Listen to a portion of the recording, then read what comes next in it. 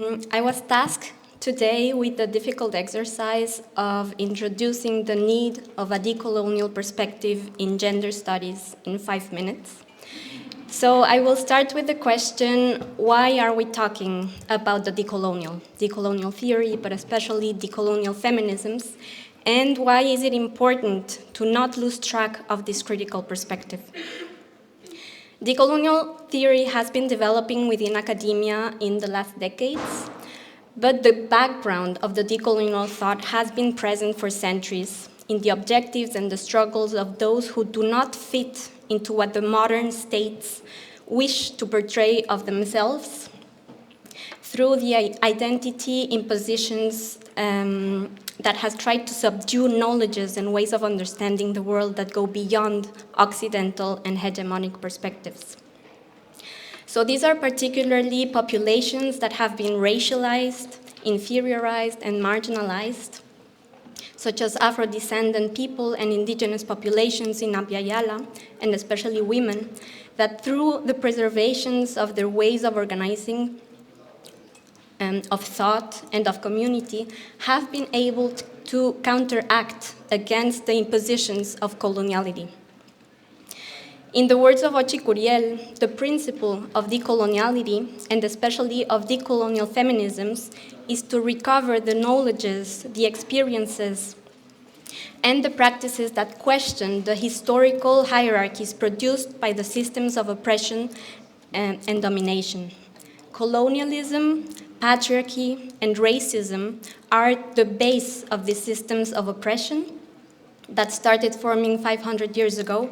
and gender studies are fundamental to understand how they work, how they were created, and with what purposes, and most importantly, how to break down the frameworks that these systems of oppression of modernity and of coloniality impose.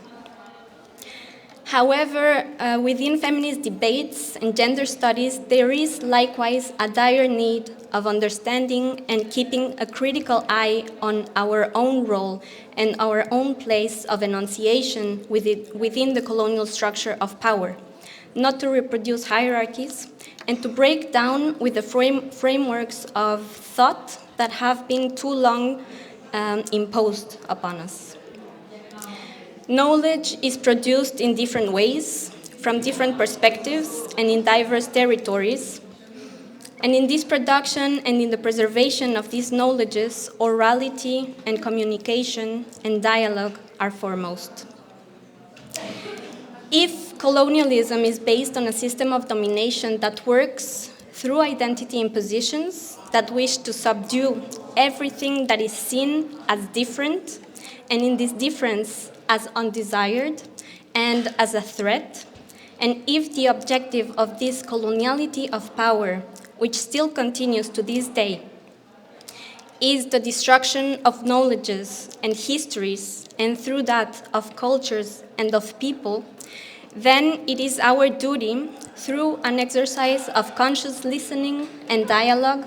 to broaden ways of thinking, of organizing, and of conceiving the world, the environment and our place in it, in ways that go beyond the hegemonic constructions. The purpose of gender studies is to understand and visibilize inequalities and the directionalities of power in which these are ingrained, how they work, how they have been constructed, how they affect experiences, bodies, and territories.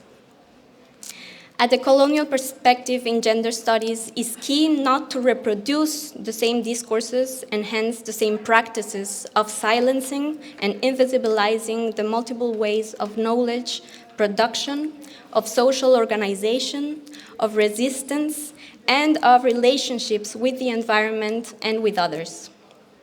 So we need to go through an active process of decolonizing our own thought to more comprehensively understand these directionalities of power, and hence to be able to work against them, to open the possibility for a world that is more just and safer for all.